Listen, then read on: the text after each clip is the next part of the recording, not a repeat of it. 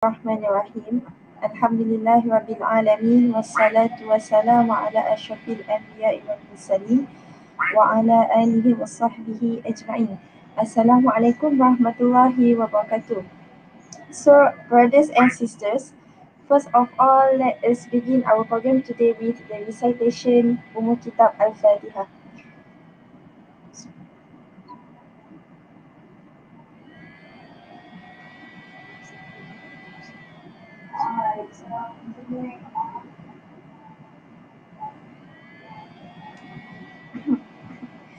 So, brothers and sisters, welcome to Dakwah 101, The Beauty of Islam.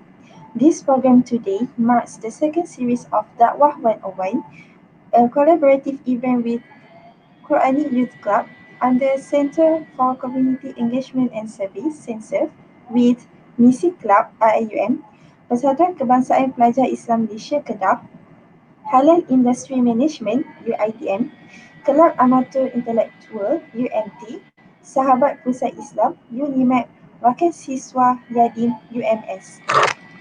Alright, so I am Nur Alia, your moderator for today.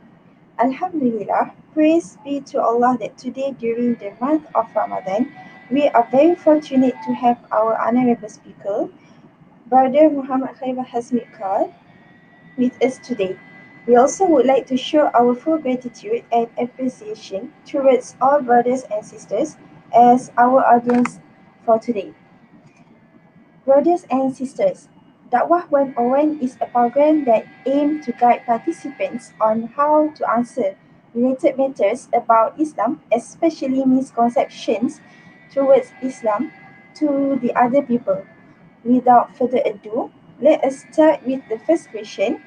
So, Brother Smith, for the beginning, I want to ask, how do we know that Islam is the truth and how do we prove it? Waalaikum salam and Assalamualaikum to all that's tuning in and watching. Alhamdulillah, Bismillahirrahmanirrahim. Assalatu wassalamu ala Rasulillah sallallahu alaihi wasallam. Now, just before we answer,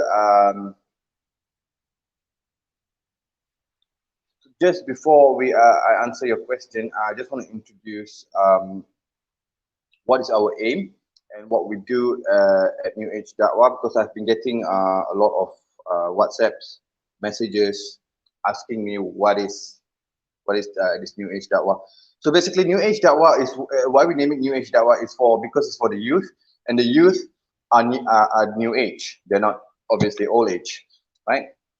And what we aim to do over here is we aim to empower and educate the masses academically, right, and through logic and through reasoning to defend Islam and the Al-Quran, the Prophet sallallahu alaihi wasallam, and Allah Himself, right?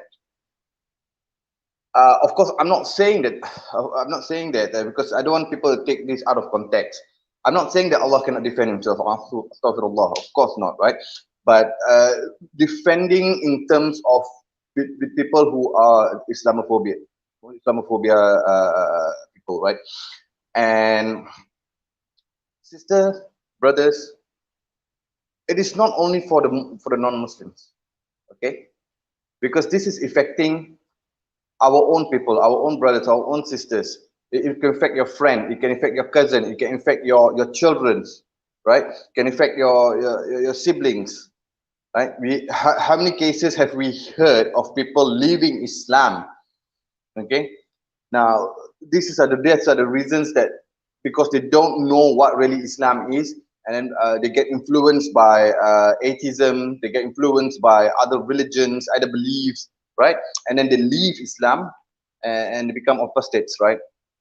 So we need to be educated, not only to bring someone to Islam, but to also explain to people who already are Muslims, right? If they should have any kind of problems, any kind of doubt, inshallah, we will be there to help them, inshallah. Okay. What's your first question is now? How do we know if Islam is true, right? What's your question, sister? The question is, how do we know that Islam is the truth and how do we prove it?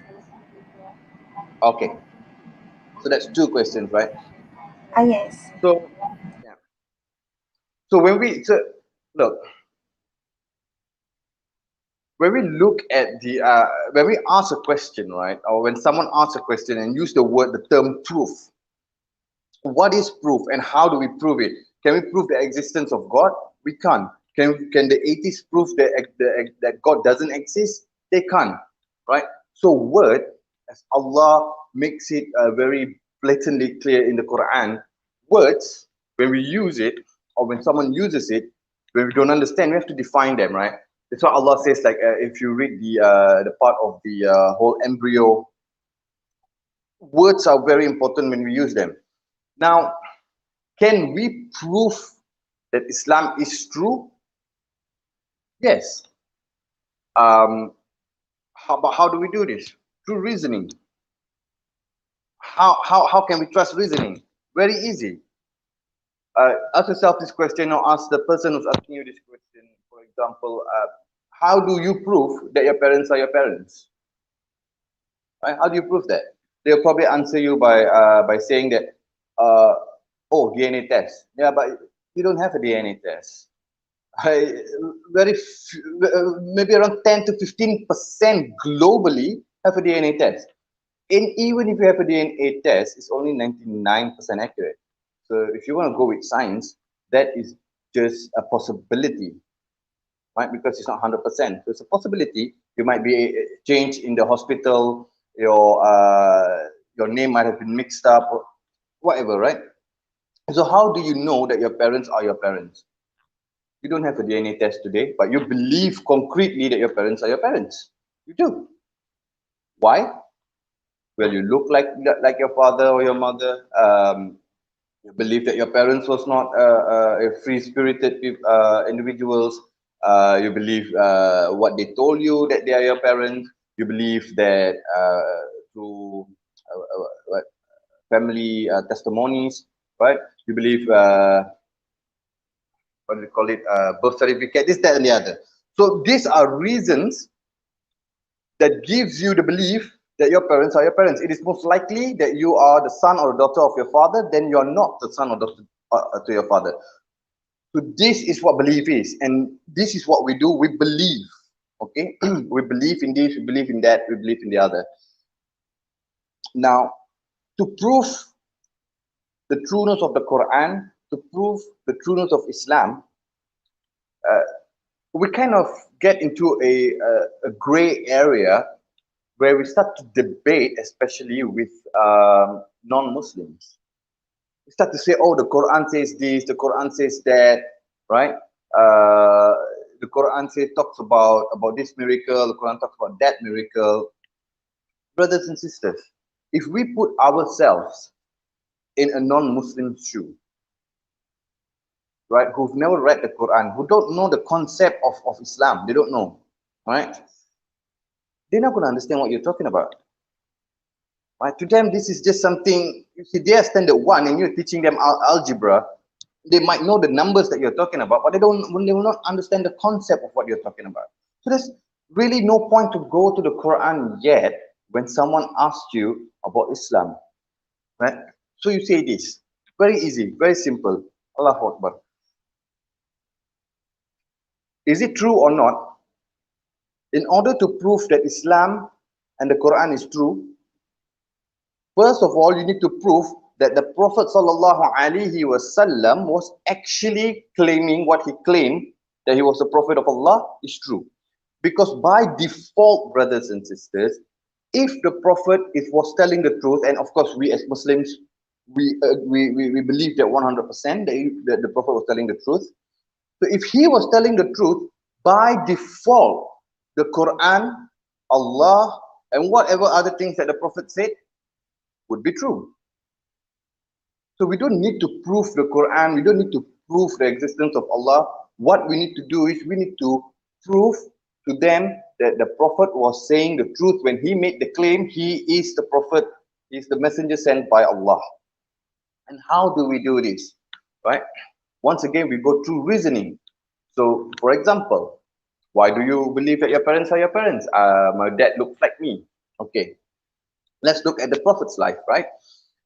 Now, the life of the Prophet, we know, I'm going to go very fast with this. We know that he was married to the richest woman in Mecca. He was known as Al-Amin for 4 years. And even after that, right? We know that even his own enemies, when approached him and asked him, when the Prophet approached his enemies and said, "What would you do if I told you that that there are armies behind these mountains?" What did the enemy say? "We'll get ready for war." Right? So they believed him. Even his own enemies, even the Prophet's own enemy believed him, right? And he had status. He was his family were the custodians of the Kaaba, right? So the Prophet already was a very well-respected person. He had money, he had status, right? Now, it wouldn't make sense for someone to leave all that and then be prosecuted and be driven out and have death threats, right? Even when the enemies of Islam offered him that we will give you anything that you want, just ask us anything you want, we'll give it to you, just stop preaching what you are preaching. He said, even if you put the moon and the sun in my right and left hand, I will not stop it. Okay. Was he telling a lie? Astaghfirullah. Right? So if he was telling a lie and he was being prosecuted, he would have stopped. He would have stopped, because you normally tell a lie to gain something, not to lose something. Okay? So then the claim would be from the 80s or from whoever, maybe something was wrong with him. Maybe he wasn't functioning very well, right? I'm saying these things to make a point. This is not our argument. This is the arguments of the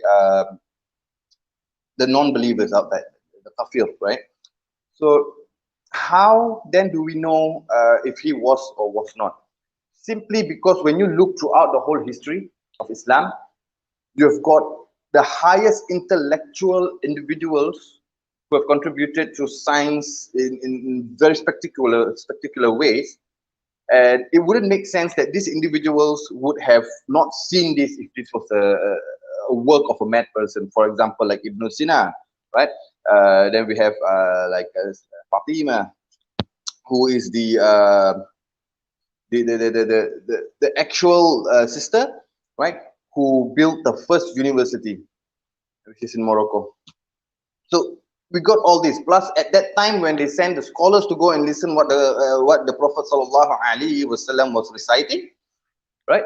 They came back with only one conclusion, unanimously. Then the conclusion is, whatever this man is saying is not from this world. Allahu Akbar. Okay, and then where they go into that, oh, he was deceived, right? Then this is normally the claims of the Christians, where they say that when Angel Jibreel came to him, it wasn't the angel, it was actually the Iblis. So he was deceived. So let's look at this claim, right? Now, we can use the Bible to refute it itself, right? Because in the Bible it says Satan, he can't take the form of anything righteous. Okay, he can't take the form of anything righteous. So if he was the angel, he couldn't have taken the form of an angel. Okay, but what about the atheists or some other people, right? Or even the Muslims themselves maybe might be asking this question, right? How about this then? Well, then look at the Quran. Allah starts everything with, Allah asks us to seek refuge, right? A'udhu billahi minash shaitanir rajim. Bismillahir rahim. Okay? So, wait, you know what? That's a good trick by the Satan. He might just put something in there so that you will believe, no, it cannot be from Satan. Okay, fine. Let's look throughout the whole Quran. It talks about staying away from Satan. It talks about how to deal with Satan. It tells you about who is Satan. Why did he become, where did he meet his downfall? When he became Iblis? What was his idea? And what he told to Allah, he said, I will let astray all the Bani Adam, right? And I'll come to them from the front, the back, right, the right, and the left. So when you look throughout the Quran, it doesn't talk anything about following the Satan, following the Iblis. So there's no point, if that was the idea of the Iblis to change himself and make him look and deceive Muhammad sallallahu alaihi wasallam. He did a really bad job. Okay, because he was actually talking and teaching Muhammad sallallahu alaihi wasallam about Tawheed, about Allah, that you should worship Allah and not worship Iblis. So that can't be the Iblis, right? So we refute all these gritty things that people have put their have misconceptions on to the Prophet, right? Because whatever you may say, maybe he was confused. Okay, so that would have been what he was crazy, or he didn't have a sound mind, right? It will go in within one of these three aspects. Oh, he was lying. We've already covered that. It was this. It was that. We've already covered that. Now, when you peel off all of this, you take this out, you take this out, you take this out, you're left with one. You're only left with one other claim, and that claim is that the Prophet sallallahu alaihi wasallam was telling the truth. Okay, and if he was then, we've established that he was telling the truth, right? Then done. Khalas. That means Allah is true. That means the Quran is true. That means whatever it is true. And that's why that's why we believe in Bukhari. We believe in Muslims. We believe sorry, in Muslim. I'm talking about the hadith. We believe in everything that the Prophet did. The way he spoke, the way he walked, the way he said, the way he talked, the way he did da'wah. Everything that he does, because he is sent to us, mankind, so that we can look upon him and then we can guide ourselves, okay, through him, by looking at him. Now, how did the Prophet did da'wah? This is something that's very important. What's happening today in this modern world is we are having debates and we are having arguments. This is not good, right? Because it goes against Islam. We have to look more into the seerah of the prophets, into the lives of the Sahaba, and how they did da'wah. So, okay, I don't want to go into very deep with this. We can do this some other time, inshallah. If you have questions, brothers and sisters, do post it. And do let us know in the comments, right? Should we come up with something like a 1 hour program where it's only Q&A, where you can ask questions? I'll invite some other brothers from all over from maybe UK, US, or wherever it is, inshallah. And inshallah, we can answer your questions and help you get a much more clearer perspective. Okay, thank you, Brother Smith, for the clear explanation. So we move to the next question. The next question is regarding hudud. Okay, during past few years before COVID-19, the issue of hudud become a hot topic among Muslim or non-Muslims, to the extent that some claim that hudud is oppressing human rights. So, what is your opinion about this issue? So let me ask you first, sister. When you say hudud, people claim that hudud was oppressing human rights. What do you mean by that? Maybe the hudud is, the cutting hand, so it is not suitable as the punishment to the human. So I think it is oppressing the human right. Right. Okay. Look, Islam is a package, right? You don't go into someone's house and say you should remove your this part and remove this and remove this. This is not right. That's not right. No. When it comes to hudud, that's not even. I mean, these are questions from the Islamophobes. These are questions from the non-Muslims, and these are questions from the Muslims who are themselves not educated about their own belief. And that's why they are asking this question. The fact that someone can ask this question makes, I'm sorry, I do apologize. It's so ridiculous to me. Let's not talk about hudud and let's use the same concept and go to America. First world country, very advanced, right? Remind me again, what is their sentence for murdering someone? Is it not death? It's the electric chair. It is death, right? Now, how is that different from Islam? right? How's that different from Islam? If you hurt someone, or you did any kind of immoral sexual conduct, right? You will be bring to court, and then you'll have people to support your case, and you'll have the other to tell, and then they will have a discussion, and they will see, and if they are eyewitness, then eyewitness testimonies is much more stronger, right? And then the judge will come up with an with a whole sentence, right? If the person should be sentenced or not, or if the person is to be sentenced, what kind of sentence to give him. Now, how is that different from hudud? How's that different? You have this in every other country. Every other country. That is one. Number two, we don't practice hudud. So when people ask the question, I think hudud is not a good thing. What are you talking about, man? We don't practice it. We have people, educated Muslims like our muftis and our sheikh, right? Who are there, and they will deal with this kind of problem if there is, right? They will deal with it with the knowledge that they have, right? But even to say, if a certain country were to have hudud, what is the difference from the current affairs that other countries have as well, right? Now, hudud is just simply a form of control, or a form of making people understand that this is not a joke when you do something. Now, if someone steals a piece of bread to give to a 2-year-old baby, okay, in Iraq, after they was being bombed in Palestine, the person has lost his parents. He's 2 years old, right, bleeding. So he went to the shop, he took a piece of bread and he gave it to him. He's been caught. Is his hand supposed to be cut? No. No. So it is not from face value. It is not like what the ignorant or the Islamophobe industries are saying. Oh, I believe that hudud, is insane, it's backwards, it's this, it's that. So when they say this, don't even answer them.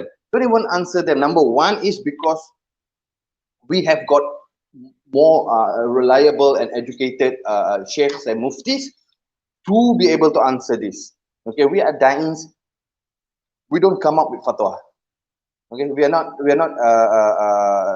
fatwa coming people, because we don't do that. We're not educated. We are ignorant, so we don't know. We leave the fatwa, the in-depth job to the people who have studied it. Okay, but you can answer them. Why? What's the difference? Don't you murder someone in the US when they've been caught and proven guilty for murder? Oh, how? You give them the literature. You give them sentence for life in prison. You give them lethal injection, so whatever ways, right? So how's that different? It's not different really. The thing is, because these questions, brothers and sisters, keep in mind when you're doing da'wah. These are the questions from people who they are not really asking or looking for the truth of Islam. Because if you're looking for the truth of Islam, you wouldn't be asking these questions. It's ridiculous to ask these questions if you're looking, let me look at Islam and see if it's true or not. It doesn't matter they will be looking on the Prophet, they'll be asking questions on the Quran, they'll be asking questions on Islam itself. They wouldn't be asking the age of Aisha, they wouldn't be asking this, they wouldn't be asking that, they wouldn't be trying to make Islam look bad. These are questions to try to make Islam look bad, to try to confuse people. And it is because of these questions, you've got some people being confused to the level that they are starting to leave Islam, not here, in other countries. So you just need to remind them, right? You just need to remind them, look, bro, what are you talking about? You think hudud is wrong and this, that, and the other, right? So what you believe? You believe that if you go to another country and you steal a car, and if you're caught, nothing will happen to you. You say what you believe, because that's a delusion. If you believe that, that's a delusion. No country in this world will let you come in and steal things, and if you're caught, you don't go through a punishment. It's just ridiculous. It's not true. Okay, if you steal, you'll get caught, you go through a justification, and then the judge will come up with a ruling if you should be punished or not. If you should be punished, what kind of punishment? That's how I answered that. And I believe that that's the most sound way to answer it, inshallah. Okay. Thank you for the explanation, a clear explanation. And actually, I am interested with one of the comments in Okay. which uh, that comes from Charles. He said that if we in the USA followed Sharia, we would solve our problems much faster. Oh, And Aslan. he Yeah. also mentioned that I have read cases that would have costed thousands in court costs decided by Muslim leaders in minutes. So I think if the country follow the hudud properly, all the cases or all the crime or the problems can be solved properly or nicely.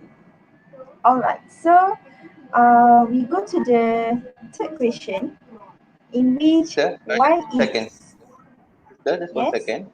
Assalamualaikum, Brother Charles. For those of you who don't know, Brother Charles is a newly convert to Islam. I think less than 2 weeks or 3 weeks like this. He took his shahada on EF Da'wah. Um, and he is very knowledgeable, mashallah. So later, brothers, later when you put the link into the chat box for Q&A, Brother Charles, if you have the time, please do come over. Please do come on, inshallah. Okay, inshallah. So we move to the third question, in which why is that intoxicant is prohibited in all religions, but in practice, it is as if Islam is the only one that prohibited consumption of intoxicants. That's very good. And actually, you know what? Since we're talking about intoxications and we're talking about drugs, we're talking about alcoholism and all this, you know, uh, and we don't have that kind of culture because Malaysia is a Muslim country, and Allahu Akbar, we are very strict about this. We are very strict about this, right? Um, we don't. I mean, it is so strict that you see. And I'm not down saying anything, but I've seen this, right? I've seen 16 years old, 17-year-old Malay Muslim brothers, right? And when they want to drink, it's like they're taking drugs. They'll go to a middle, to like an alley, a really dark corner, right? And then they'll be drinking so fast, but they don't know that actually there are like 20 brothers who are watching them at that time, and they're like, oh, mashallah, look at what these people are doing, right? So it is very strict. Look, there's no good that comes from intoxicants. It's not, Allahu Akbar, once again, it's not even a debate. It's not even a case. What good has come from intoxicants, from drinking, getting drunk, taking drugs, what? Overdosing, making yourself look like a fool, you lose your sense of mind, your brain becomes numb, you're unable to reason with things, you're unable to make proper decisions, right? Statistically, there are more people who has caused harm to themselves and others because of alcoholism. You know what, sisters, could you just put the StreamYard link on the chat box now, and could we invite Brother Charles on, inshallah? Just share the StreamYard link. And Okay, wait. mashallah, you should listen, uh, so it's not, to me, it's not even an argument, why are people asking these questions? It's not, it's nothing good, the reason that you drink, then you get drunk, and then you feel that you're happy, or you feel that you're free, or whatever it is that you feel, right? It's because your brain is numb. You're unable to think about rational things. But look, are you solving a problem? No, because you're going to go to sleep, you're going to wake up, your problem is still going to be there. If you're having a problem with your family, if you're having problem with your education, if you're having problem, whatsoever problem that you'll be having, you'll still be there. It's not going to go away. And what's even worse, you could be driving back that night and you could cause accident, you could cause a lot of bad things to yourself and to others. So in terms of intoxicants, we don't need that, right? So like I always say, um, Islam doesn't gives you the opportunity to do I don't want to use the word stupid, but Islam doesn't give you the opportunity to make yourself be a fool. All right, that is how much of mercy, that's how much of love Allah has for His creation. Right, so it doesn't even say that yeah, you can take alcohol but drink it responsibly. No, because you can't. When you take alcohol somewhere down the line, where do you draw the line of drinking responsibly? Where? You can't do that, right? You don't know. When you're drunk, just keep on drinking. So Allah says very easily, do not take any intoxicant. Alcohol is prohibited. That's it. Done. Finished. Khalas. Allah doesn't say, okay, you can drink one small cup. That's fine for you. You can do this. You can do that. No. Allah knows, and Allah says, don't do it. There are benefit to this, but the bad part of it is more than the benefit. So just don't do it. Right? So that would be that would be my answer. Alright, so thank you for the answer given. So I have put the link of StreamYard at the comments, and I am welcoming to the brother Charles to enter the StreamYard. Alright, so we go to the next question, in which Islam is very vocal in condemning the acts of idol worshipping, such as BTS, Korean K-pop, Korean drama, and so on. However, there are people that think Muslims are worshipping the Kaabah and the Hajar Aswad, or known as the black stone, as we Muslims pray facing towards Kaabah. How do we clarify this issue? That's a very good question. And there's a very easy answer to that. Allahu Akbar. Tell them, go YouTube and search for washing the Kaaba. Okay? Now in the video, you'll see people standing on the Kaaba, cleaning it and washing it. Is that God? Do you stand on God and clean God and wash God? Right? If anyone were to say that, okay, fine.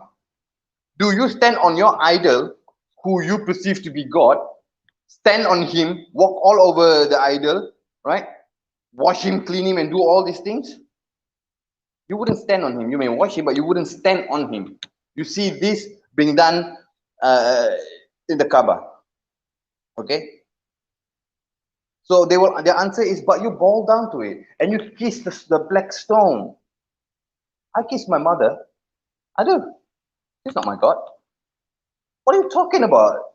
Right? I mean, it's so it's such a joke that I'm sorry. It's such a joke. You can see it is so desperate. The Islamophobe industry is so desperate that they need to make up all these questions. And the questions is Allahu Akbar. It's so easily refuted. Right?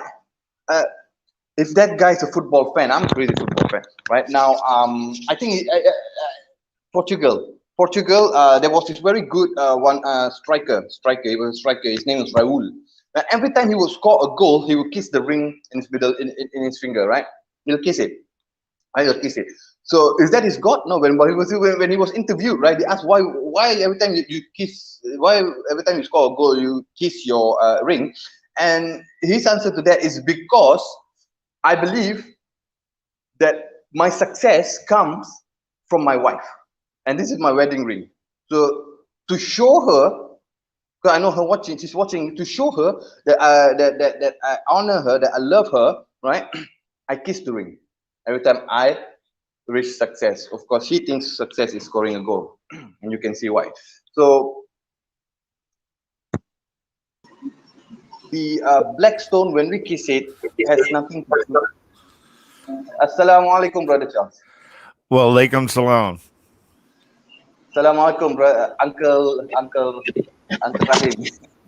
Waalaikumsalam. Allahu Akbar. Bring me in. Yeah. So, brothers, maybe you want to put in some addition in answering these questions, where they start to say that the Kaaba is something that we worship. Correct me if I'm wrong, but even if the black stone was not there, we would still face the Kaaba because it's the direction we pray. We're not praying to the stone. True. Brother Ara, you have any? Yeah.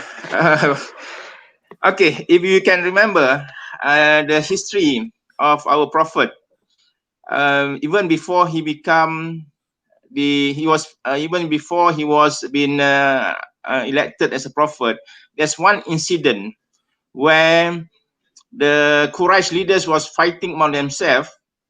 Who are the one who going to put the black stone back on the Kaaba? Remember? So they are fighting on all the Kabilah, because you know the Arab society, they have a lot of tribes, and they say the one that come into this door, he's the one who will be taking the black stone and put it back. So this happened many years before Prophet Muhammad become before he's been elected prophet. So what he did, he didn't worship the black stone.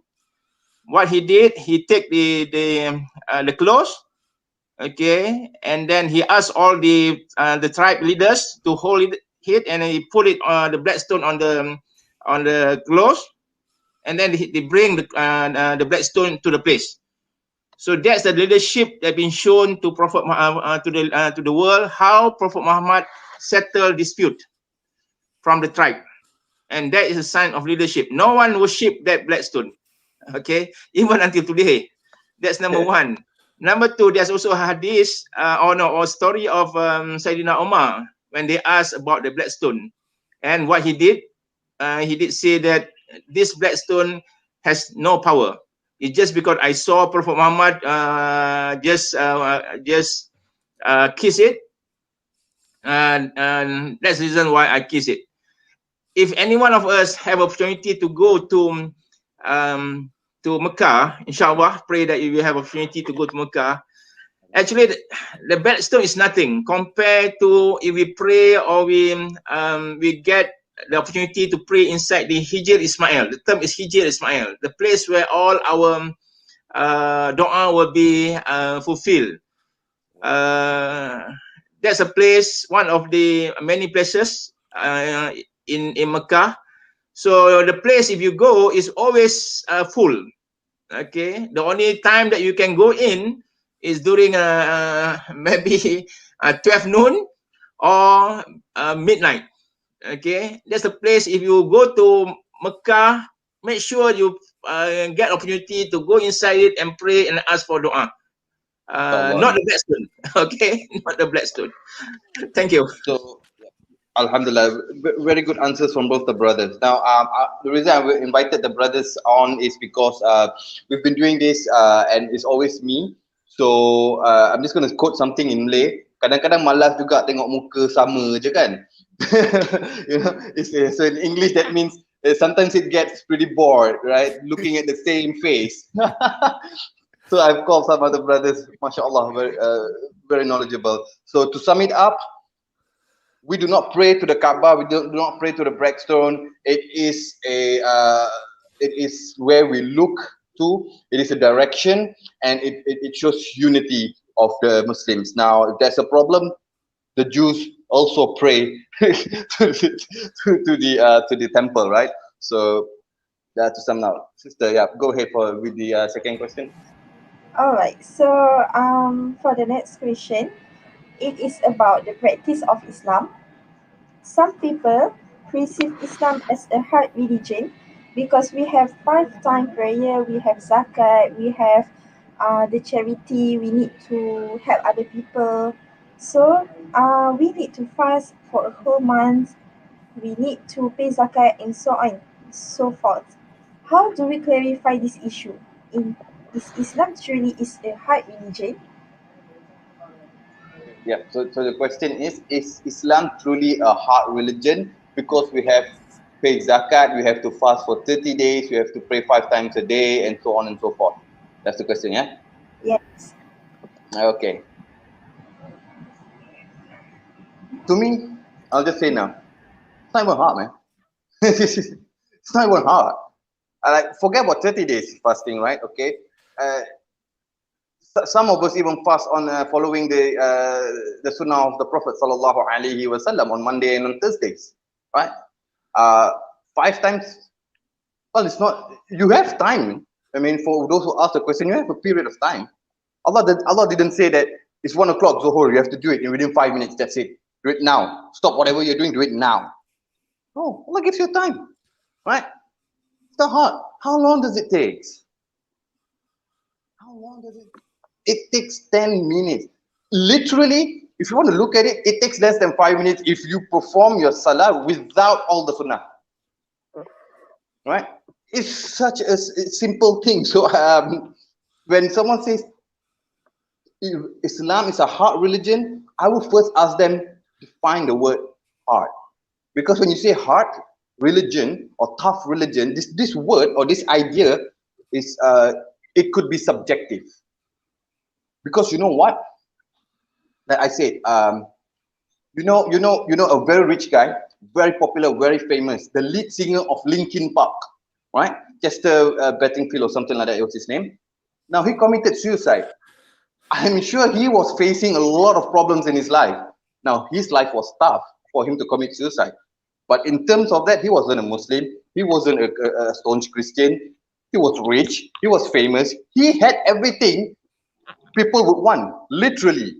He had looks, he had body, and all that. But his life was not easy.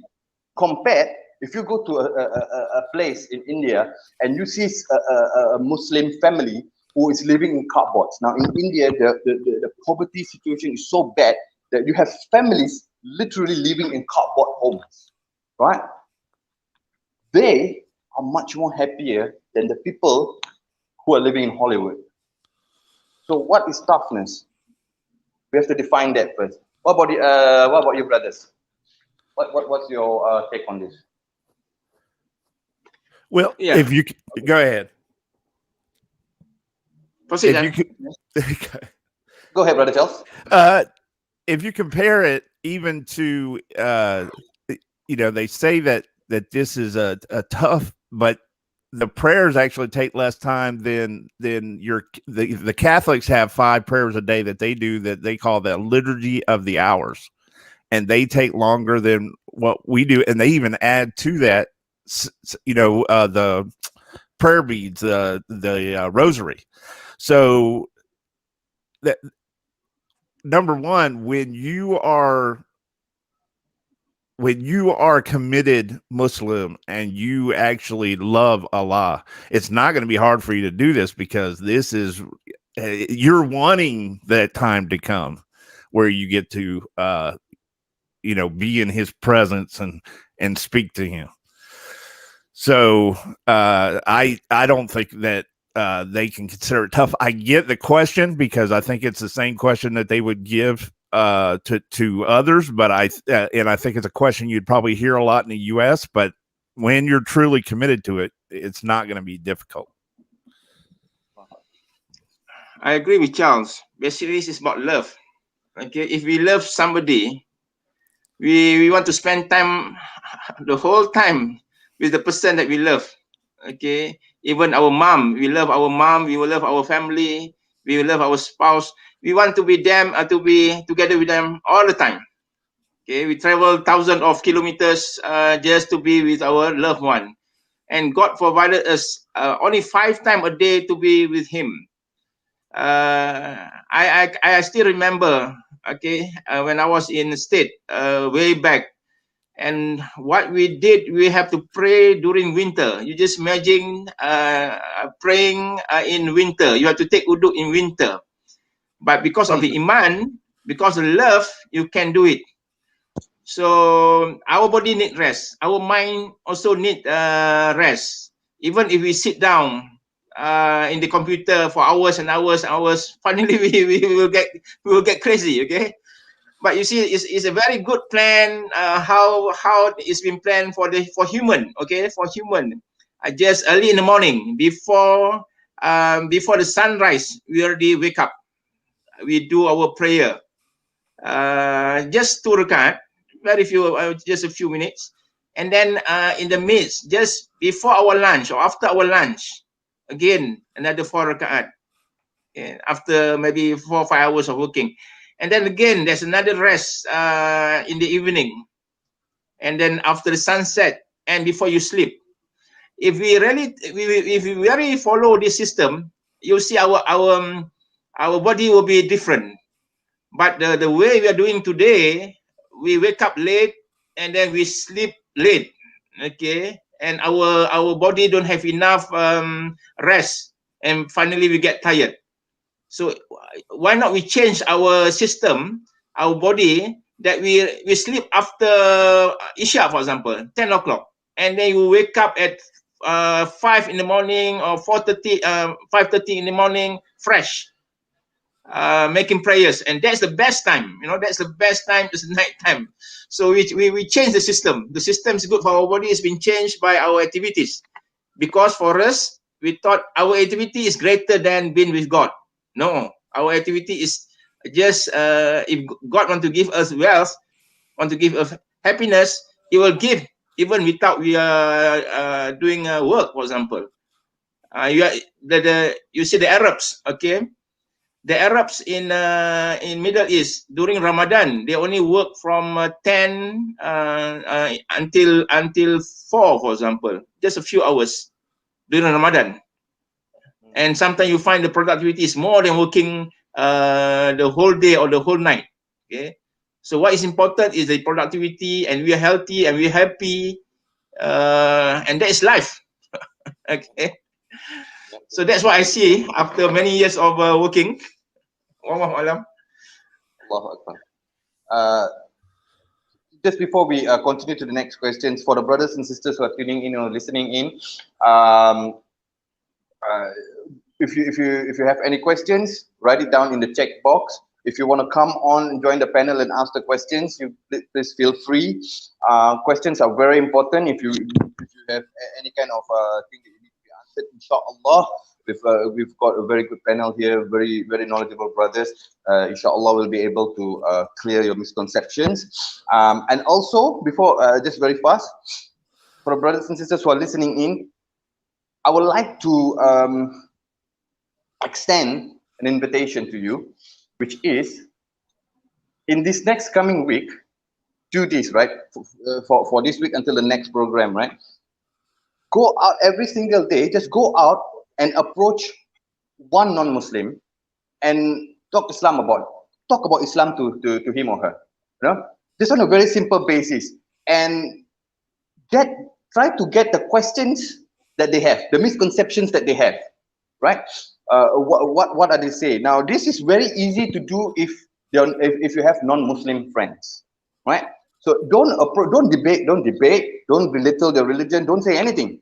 Okay, just ask, what is it? What is it that you believe in Islam is difficult? Like, what is it that you think you can't accept Islam, right? So then they will have some kind. They will definitely have some kind of things, right? So just take down the notes, and in that way, we will be able to know what are the problems the non-believers, the non-Muslims are facing in Malaysia, and we can address the problem directly, inshallah. Sister? Okay, thank you for the awesome answer for the question. So we move to the second last question, in which it is about gender equality or male dominance. The question is, there are people that view Islam is a religion that oppresses women, and they claim that there is no equality between men and women in our religion. Men are more dominant and become the king. There is some misconception happen when other religions stated that Muslim men oppress women through polygamy. There is also an issue regarding inheritance when inheritance laws favor men over women. Thus, due to these issues, how do we explain to them? Okay, very good question. First of all, once again, I can't emphasize this more, right? When you are being asked this question, right? Because this seems like an Islamophobe question. Really, someone who's looking into the truth of a religion, they would not ask this kind of questions, right? Because it doesn't mean anything to them. This is a very Islamophobe question, trying to make Islam look bad. Inequality. Well, hold on a minute. Is it not in the West? How do you perceive your women? As, forgive me for saying this, as sex objects. Okay? In Islam, you don't do that. That's right. Okay?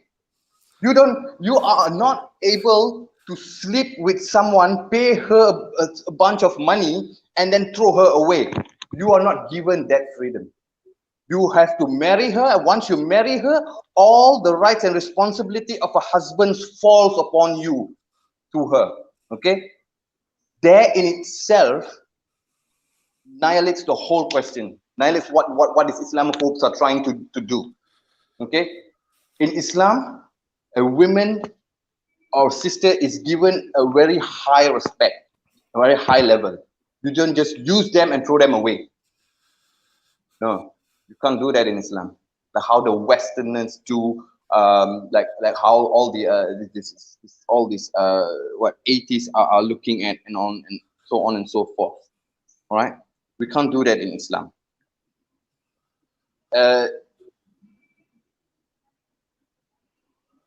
Yeah. This about this. Yeah. Have anything to add in? Go ahead. I do, but I want to wait until after. Okay.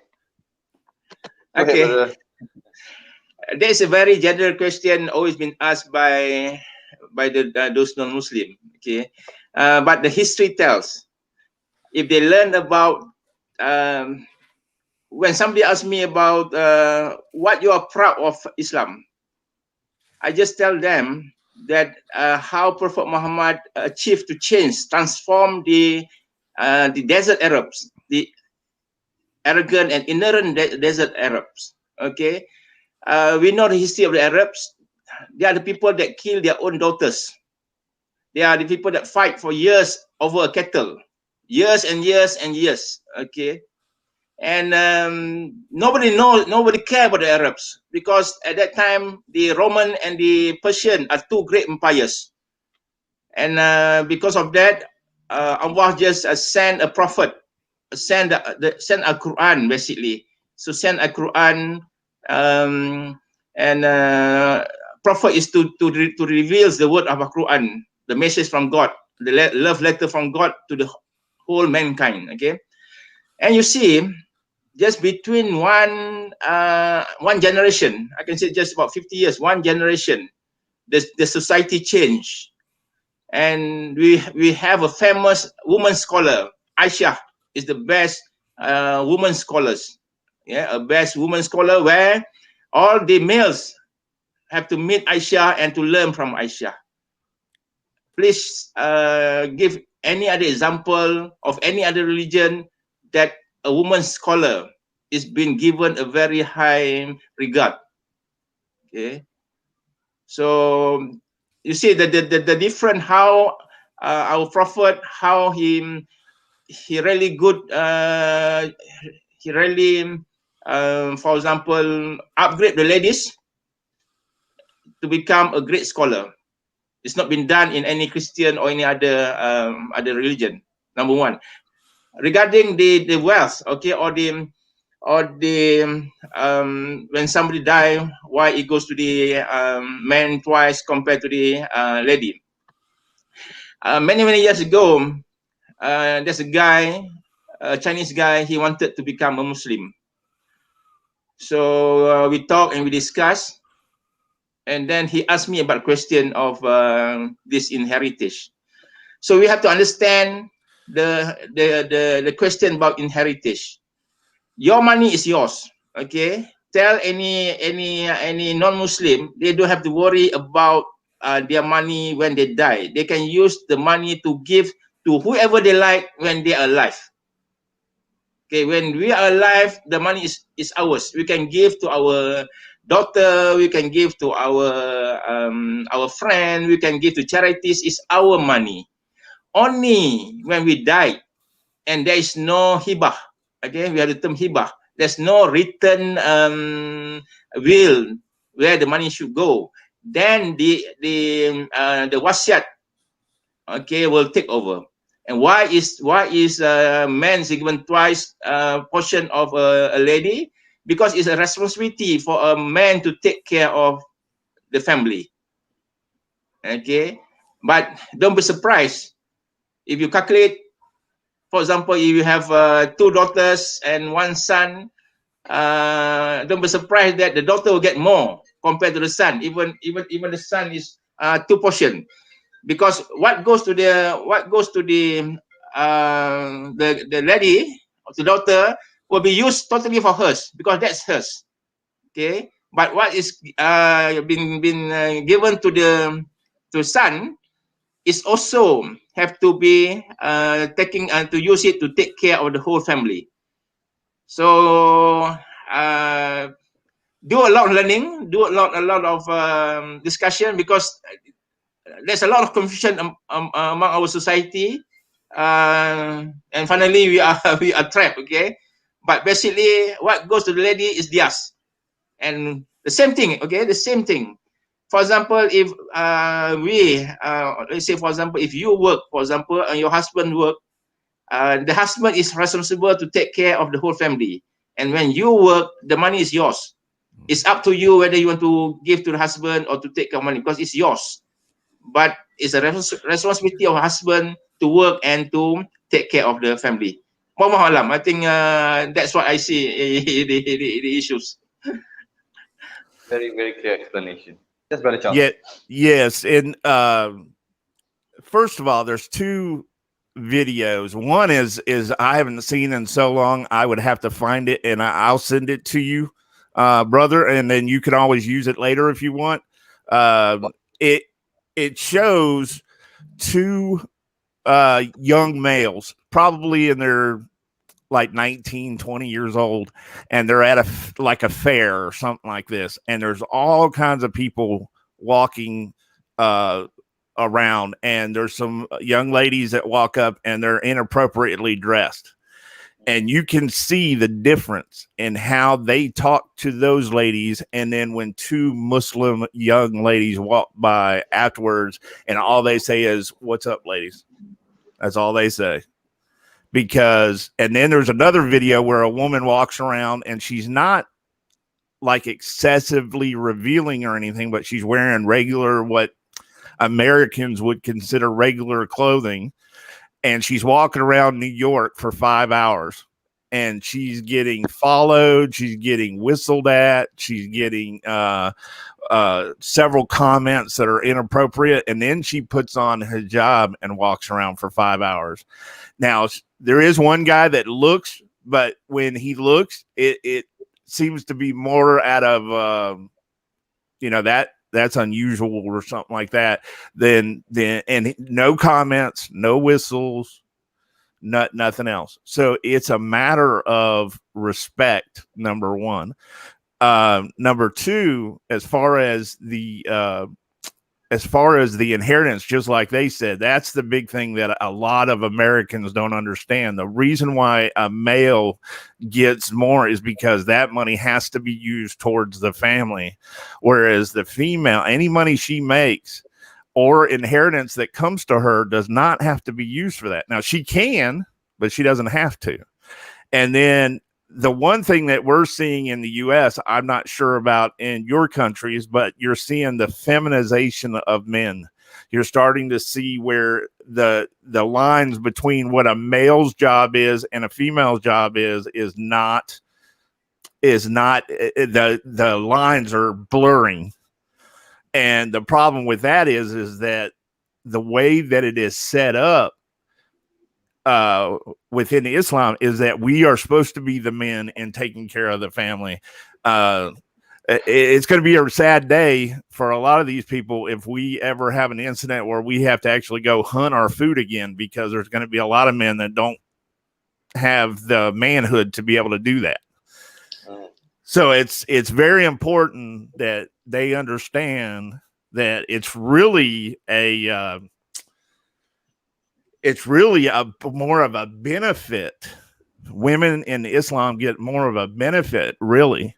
Number one, if you see the comments that are made to me, that is what is actually disrespectful to a woman, not the idea that we want her to cover. Because I'll tell you another thing in America that is very common is that we shake hands and hug women, which is actually not something that we should do, because really there shouldn't be that kind of contact between me and a woman who different with my sister or my mother, but anybody that would be the ability for me to marry, I should not do that. And then as far as the multiple wives, the issue that we have now, I'm not sure what the stats are, but it's usually the case that there's more women than there are men.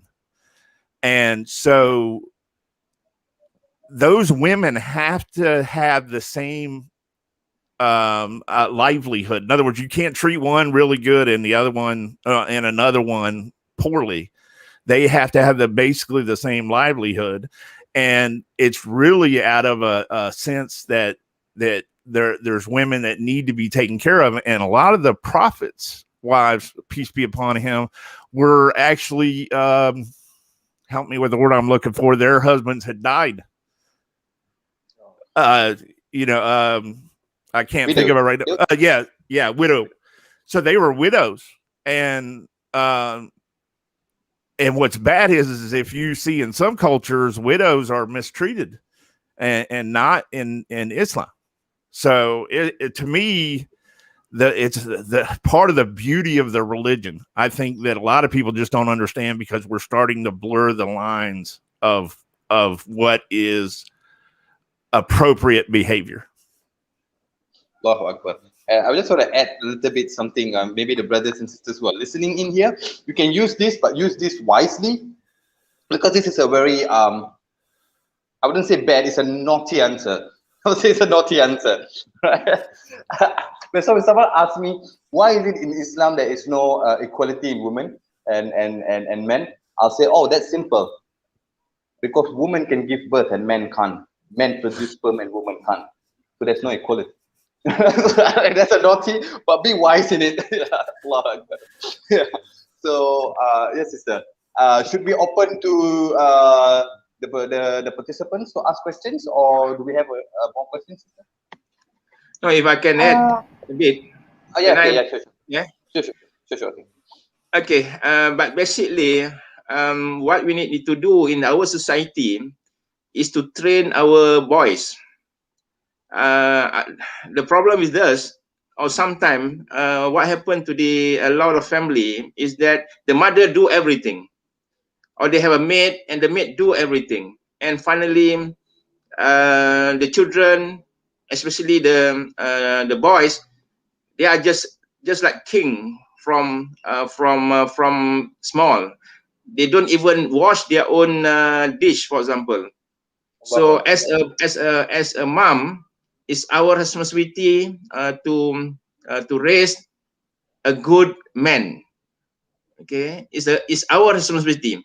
So if the family fail to raise a good man, we can say that there's a failure of us, the family. And you see in a lot of society, that's why we see a lot of problem, because we fail to raise our men. Okay, we need to really study back our culture, and why the men is been we have a lot of problem with the men, because they never do anything. When they are boys, everything's been done by the girls. Okay, they even don't keep their own bed, for example. So if we go to army, we go into army or into military, you see how they discipline a man. Okay, men have to be very disciplined. Then they really can perform. But if you don't discipline, then they cannot perform. Go to any countries, you know. I remember how the Lee Kuan Yew, the Singaporean Prime Minister, how he changed the Chinese society. Sorry to mention this. It's just to, if they do any mistake, they will just fine. Because for Chinese, money is their god. They work hard just to get money. But when they have to pay back the money, they will change. They don't want to spend the money. So it's the same thing. If we want to get a good society, we have to really build our men, because the men, if we fail to build them, they are the one that corrupt. They are the one that do all the robbing. They are the one that hurt the ladies. They are the one that cause all the problem. Wallahu alam. Majority, yeah. Sister, do we? Thank you for the questions. You know, thank you for the answers. Very in-depth answers. You can pick and choose. So when you are doing da'wah, when you're answering someone, first of all, know what the person is, right? The mindset of the person. If it is an Islamophobe, there are many ways to answer Islamophobe. But if the questions are good, honest, clear people, then these are the ways that you should answer them, inshallah. Yes, sister. Okay, so there is a question in the comments in which what is the best way to confront and answering the question from the non-Muslim about Tawheed, and how would we give dalil to them? How do we give what to them? Dalil.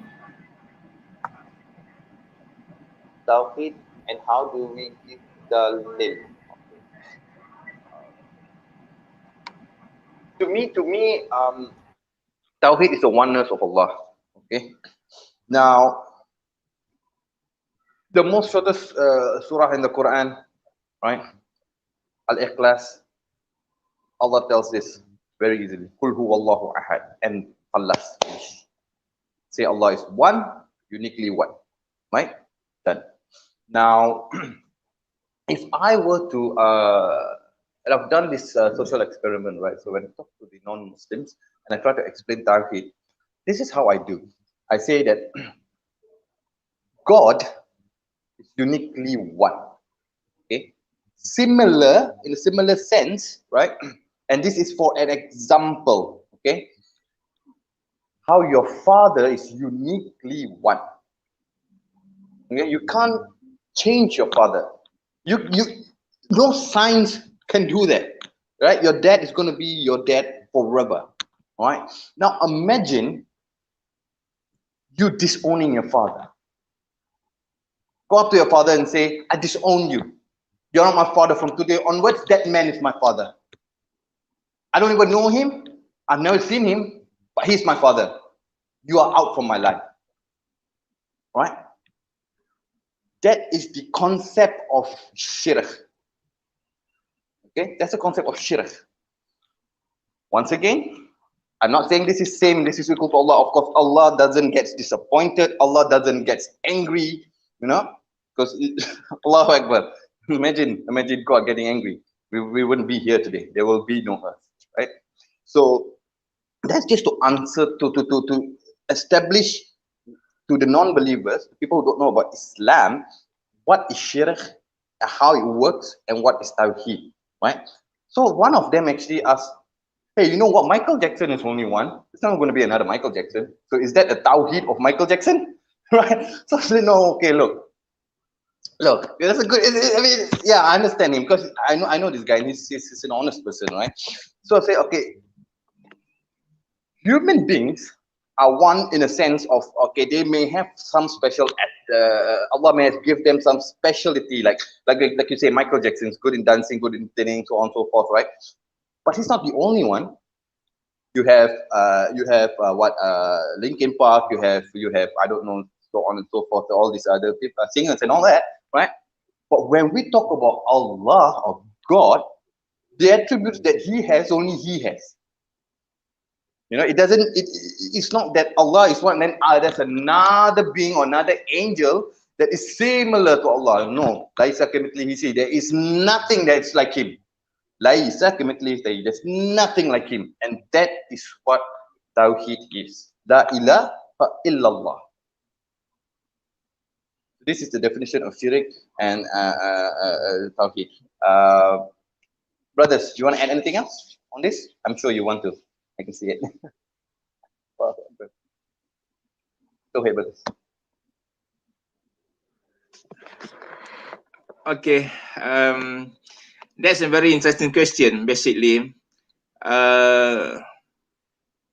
it's good that even before we want to interact or to do da'wah with the non-Muslim, especially the Christian, it's good that we know the Bible.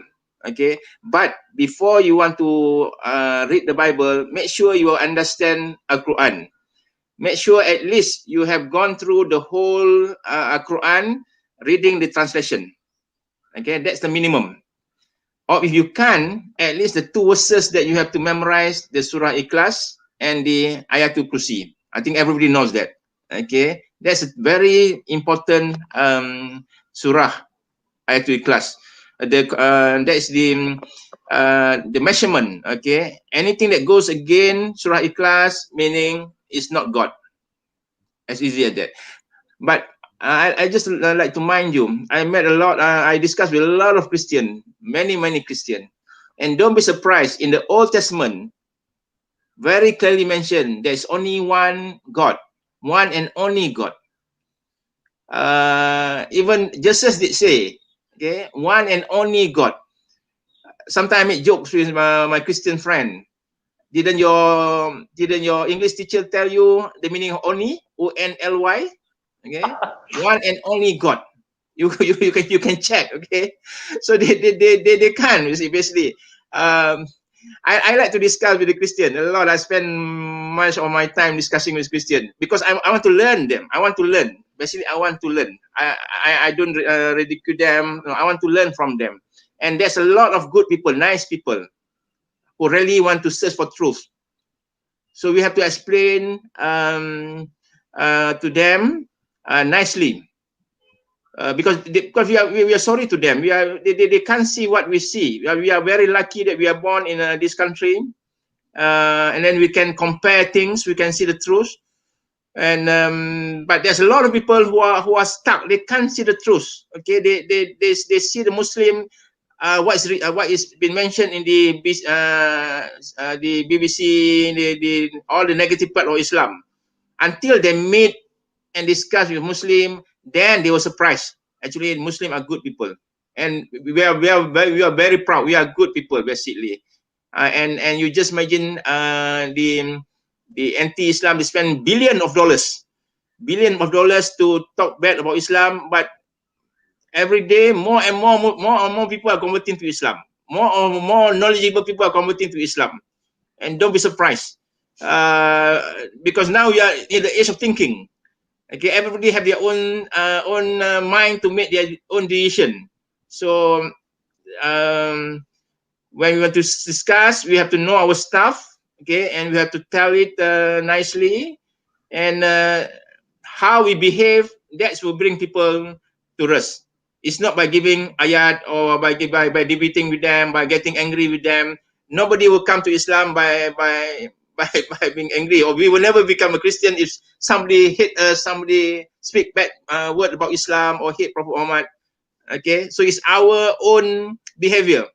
So our behavior with our neighbor, for example, how we behave with our neighbor. Okay, very important. Even the neighbor is non-Muslim. Do we give them any tamar during this Ramadan? Okay, how we deal with our non-Muslim friend, for example. We used to go to the supermarket or to the shop. Do we smile to our non-Muslim friend? Okay, or just between us and our Muslim, how we behave? Okay, sometimes we are Muslim, but we don't behave like a Muslim. We segmentize ourselves. Okay, so we have to really learn about Prophet Muhammad, the best example, the best mankind given by God, and inshallah take that as our example, and we have to follow it ourselves, because Islam is for us. Okay, Islam is for us. If we follow Islam, we are in a good environment, we are in a good family, we are happy. Okay, then it's for us, it's not for others. Yeah, and then this good thing we share with others. We share the knowledge about Islam, we share the wealth with others. MashaAllah, you will feel end of the time at the age of 60, 70, if you have done your best, you will be ready to see God, inshallah. Inshallah. Just before we continue to the next question, I think Brother Charles has gone. Maybe something wrong.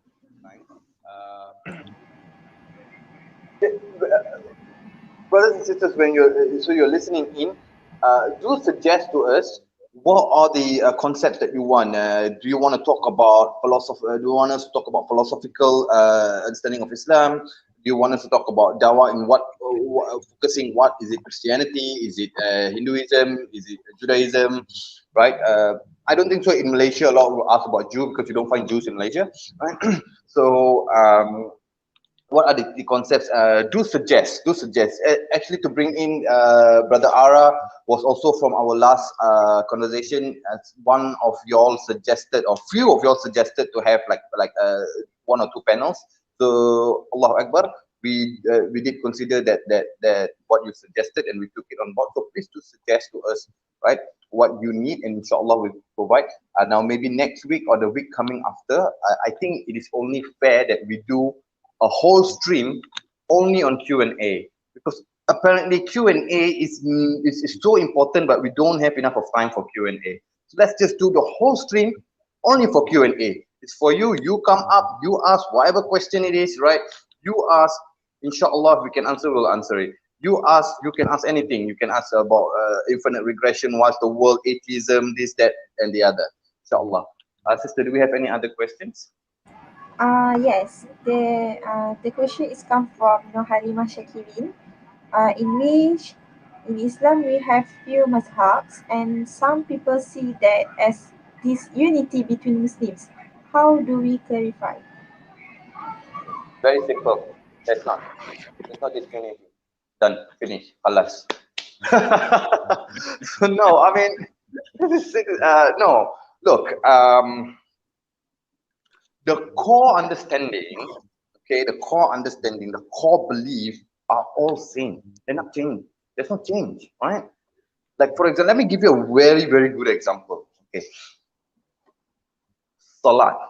Okay, salat. Now, before you salat, it is compulsory that you take wudu. Okay. You will not see any of anyone say it's okay to do salat without taking wudu. No. You have to do. Now, okay.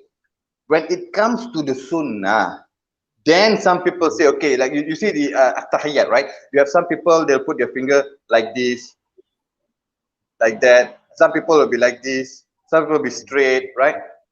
So these are sunnah. And when it comes to sunnah, sorry, I think I hear construction on top. So when it comes to sunnah, this is when they say, like for example, the morning prayers, right? Our Fajr prayers, we have the dua kunut, right? So we know that this is sunnah, okay?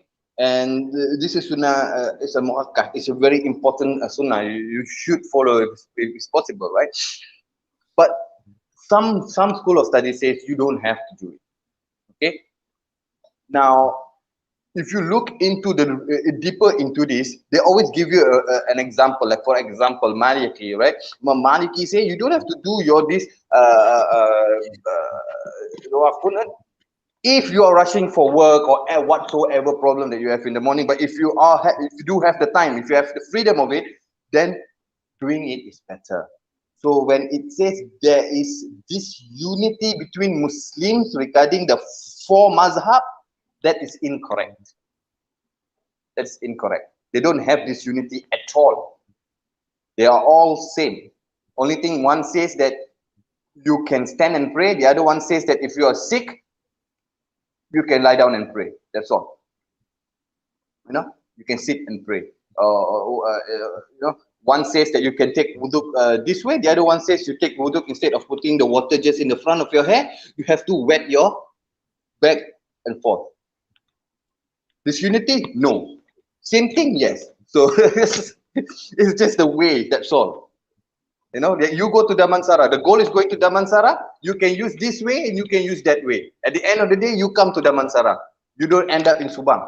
Right? If you end up in Subang, then Ahmadiyas, then you meet the Qadianis, okay? Allahu Akbar. Brother, go ahead, brother. Okay, basically, the mazhab is the beauty of Islam, basically. We learn about 4 mazhab. Basically, there's many other mazhab, but the 4 are the famous mazhab. You see, in Islam, the core principles, everybody agree about the core principles. Okay, for example, everybody agreed about the pillars of Islam, the pillars of Iman, how to pray. Everybody agreed on that. But there's also certain thing which doesn't affect the core, which is open for some differences. Those are the minor thing that is open for differences. For example, if you are a cook, okay, you are a chef, you want to cook a nasi biryani, okay, you want to cook a nasi biryani. So, but of course, there are many styles of nasi biryani. Finally, what you want is nasi biryani, okay. So it's open. So in Islam, the same thing, okay, is when they read the certain verses in the Quran or the deeds of Prophet Muhammad, there are certain interpretation that that bring the different mazhab, okay, the different opinion. But all those are what is being done by Prophet Muhammad and what are the verses in the Quran. That's 2 things will never change. So as a Muslim, number 1, of course, we have to follow Al-Quran. Number 1, okay. Everybody have to follow Al-Quran, understand Al-Quran. But of course, there are a lot of interpretation of Al-Quran. We learn the tafsir. There are a lot of different tafsir. And even in different times, okay, different countries, different state, different weather. So there's different interpretation for the ayat. Okay. The same thing in the doing of the mazhab.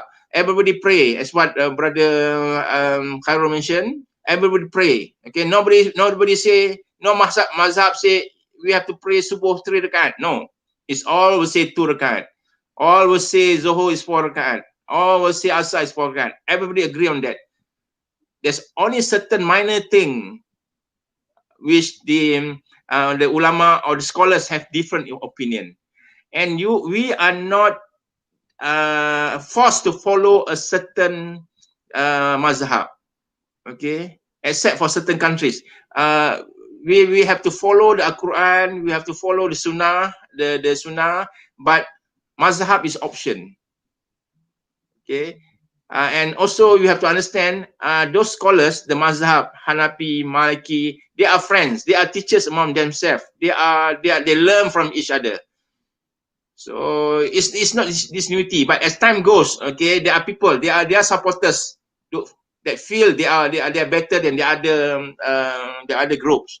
So that's how Satan came in, making we think our mazhab is better than other mazhab, not knowing there are reason for why this scholar making certain decision. For example, okay, when come the Ramadan, just before the Eid, we will pay our zakat fitrah, okay, and using money instead of using our stable food ataupun beras, that is from the mazhab Maliki. It's not mazhab Syafi'i. So it's about our knowledge, okay? It's about our knowledge, and as long as we fulfill the requirement of Islam, and we understand it, okay? We understand it, then mazhab is a privilege to Islam. It's not a disunity, but it's a privilege to Islam. Wallahu alam. So once again, just a reminder to the brothers and sisters who are listening in, if you are in the chat group, do say either answer no or yes to this question. Do you want us to make a full stream just based on question and answer, inshallah?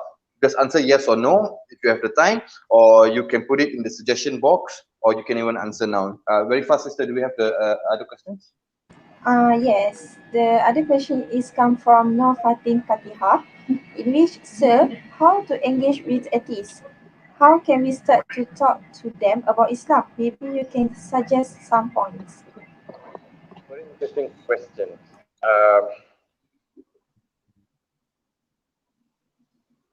So one of the ways that I normally, but once again, these are people that I know personally. But when I want to engage or bring the talk or the topic to Islam, I always will ask them, why is it that you believe what you believe? Is it? Because people always want to share what they believe. Human beings are such a way that they always want to talk and want to be heard. And they are very pleased, right, to share what they believe. Now, obviously, because they believe it because they think it's right. As simple as that. If it's not right, they won't believe it in the first place. Okay? So, a belief can be proven wrong. So, I would normally ask them, like, why is it you believe what you believe? Like, why do you believe God doesn't exist? Right? Then they will give their reasons. Oh, I believe because science of evolution, Darwinian theories, so on and so forth, and this is this, right? And then from there, what you're going to do? So you need to have a little bit knowledge on this, right? Which will be in the coming classes. We'll be talking about atheism as well, right? We'll be talking about, okay, the Darwinian theory, the mechanism of life, right? What's it called? Survival of the fittest, natural selection, right? Survival of the fittest. Okay, fine. If that's the case, then so survival of the fittest, the idea of it doesn't have morality. So where does your innate disposition of morality as a human being come from? You know, questions like these. How do you settle infinite regression if there's when you talk about cause and effect, right? And the Big Bang and so on, and all things. So how do you settle infinite regression? Because you've got all the brilliant minds in the world agreeing that at one point there was an uncaused cause for everything to begin. Because we will not be here today talking if there is infinite regression. So science can prove that infinite regression, the problem of infinite regression can't be settled. So for that reason, there has to be an uncaused cause. This uncaused cause is who we call God. Whether you want to name it creator, whether you want to name it energy, whatever you want to name it. This is who we call Allah. This is who the idea of God is. The person that is not created by anything, but he himself creates everything else.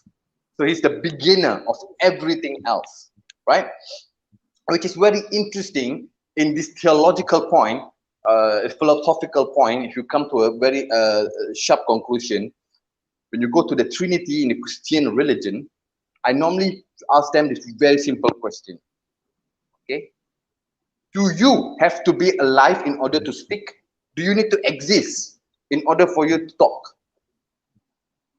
The answer is yes. You have to exist first. Only then you can talk.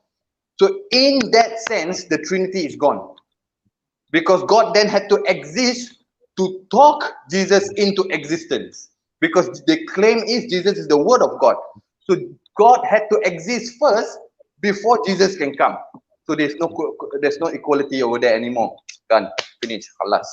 But that's of course a very theological. I ask these questions to reach to different points. which we will keep on share in the future, inshallah. Okay. I have some experience with the ITs. If you want to engage with ITs, there are many ways to engage with ITs. You can join me. There are a few Malay groups, Malay chat group. There is ITs, Warung ITs. There's also Mencari Tuhan. There's also Cube Bahala. There's many. But basically, few years ago, I managed to turn two atheists via the atheist forum, the Warung Atheist. And from my observation, the atheists in Malaysia are different compared to the atheists in Europe. The atheists in Malaysia is that if you really study, before you want to handle the atheists, you have to study them, okay? You have to make friends with them, you have to ask questions, you have to be nice with them, you have to understand them. But the two that I managed to turn is that they are really confused because most of them, they are, sorry to say, they are lack of love. Okay, both cases, they are lack of love. The first case is a guy from Jengke, Pahang. I managed to discuss a few days with him, and I found out that he was so angry to his father. He's very, very angry to his father. His father is very fierce, okay, and maybe have been caned by his father. Okay, he's so angry. So you just imagine, you angry with your parent, and finally you angry with God. That's two different things. So I solve it. Okay, whatever is done by his father is not from God. So he have to understand the difference. So what the father behavior is nothing from Islam. It's against Islam basically. And the beauty of Islam is different. If somebody really follow Islam, he will be nice, he will good, he have the responsibility to the parent, the family, the children. The life is a peaceful life, compared to somebody who maybe he claimed to be a Muslim or born Muslim but don't even understand Islam, for example. So I managed to turn him and to make him understand about Islam, alhamdulillah, and he agrees his mistake. And also there's another case, one Indonesian, he was so angry for his teacher, same thing. So if you observe few cases, the Malays especially, why they become atheists, maybe they are so angry with their parent, they are so angry with the religious teacher, we have so fierce, for example, and then finally, because of that anger, okay, they thought they will leave Islam and they become Christian. For those who become Christian, my answer is very simple. Okay, why you want to pray or worship Jesus? Why don't you pray and worship the God of Jesus? Okay, so a lot of atheists, as what I mentioned, is a lack of love. Okay, lack of love. They are confused. They can't differentiate between things. Even I think everybody knows lately there's one person who say he want to become atheist because he was so worried been caught by the Jabatan Agama, for example. Okay, but he forget.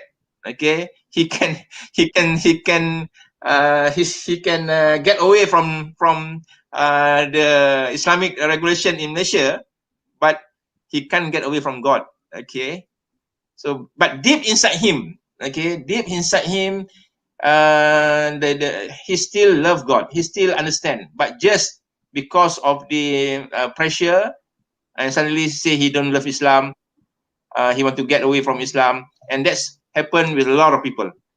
So I hope I answered the question how to engage with atheists. Number one, be good with them, listen to them, never put a negative impression on them. love them, and tell the truth about Islam, the beauty of Islam. And I'm so lucky to be in many countries, to work in many countries, and I'm so proud that I'm a Muslim, and I'm so proud that I can debate with any Christian, and I dare to say to them, without Islam they are still naked or they are still in diapers. Okay, because without Islam there's no university in Europe. The first university in Europe is been built by the Muslim in Andalus. Okay, all the science finding is by the Muslim scholars. Whereas if the scientists are Christian, they will be killed, they will be murdered. And if you want to know more about this, you can become my friend. You can share me so that I can link you with a lot of groups. I have a lot of group, many groups. I think I share my time in the groups. Brother Khairul know about it, because why? If we study the history of Prophet, the scholars, the Sahabat, okay, many of them they go all over the world. Okay, you will find the tomb of Sahabat in China. They die in Yemen. Okay, they are in Egypt. They are everywhere. They are Syria everywhere. Not many of the Sahabat their tomb is in Mecca or Medina. Those are the days during the time of Prophet Muhammad. And today, you just imagine today with this program, Brother Smith have managed to engage you students discussion with our brother from US, for example. Okay, we just in our room at any time we can discuss with the people all over the world. So how beauty is to use every time we have to do dakwah for God, for example, to spend time using all the technology to do dakwah, especially during this Ramadan. Just spend a few minutes just to share few words, the beauty about Islam to the whole world. Okay. Okay. I think please take this opportunity, that technology that we have, to share the beauty about Islam. Inshallah. Alhamdulillah. Barakallahu fikum. Barakallahu fikum. Jazakallah khair to the brother, to Brother Charles as well. Unfortunately, you're running out of time. But like what I said, we are tend to only focusing on questions. We ask all your questions. After then, from there, we get a clear picture. What should we do next? We focus on atheism, how to deal with atheism or agnosticism or whatever isms it is, right? We can deal with that. And then, of course, first of all, we want to build the foundation for you to understand what are the plans. Only then we can bring in people like, people with renown, like people like Brother Hijab or people like Hamza Forces, because there's no point to call them right now, because, for example, if they start talking about in-depth philosophy and you are sitting down there and say, "Apa benda Mamat ni cakap?" It's a waste of time, right? So let's understand this, and then of course, Allahu Akbar, Alhamdulillah, Allah will give the ways, right? Maybe even someone, Allah knows best. Maybe even someone who with much more knowledge than Brother Hijab, much more knowledge than Brother Hamza Sultan, right? They can come here, inshallah, and they can share. Okay, so it all depends on Allah. May Allah bless and accept our deeds. May Allah show us mercy. May Allah give us mercy, and may Allah all keep us in the guidance of the true one God, which is Allah. Ameen. Sister, back to you. All right, thank you for the clear explanation. So, thank you for those who are asking the question. Alhamdulillah, we have reached the end of our session. On behalf of the organizing committee, I would like to take this opportunity to express our highest gratitude to our special panelists and to the audience for coming today. We apologize and express our regret for any shortcomings. I have announcement to all of you. During this Ramadan, Quranic Youth Club (QYC) is organizing Ramadan Aid donation, and the fund raised will be channeled to Hidayah Center Foundation to help our Mu'alaf brothers and sisters. The information of the donation will be given at the chat box or comments. Alright, we will now end our session with the recitation of Tasbih Kifawah and Surah to Us. Thank you, you may disperse. Assalamualaikum warahmatullahi wabarakatuh.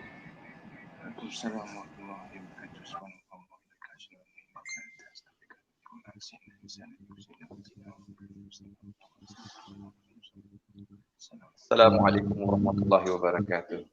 Thank you very much for inviting me. Inshallah, we'll see you again. Inshallah. Take care, everybody. Jazakallah khair. Take care.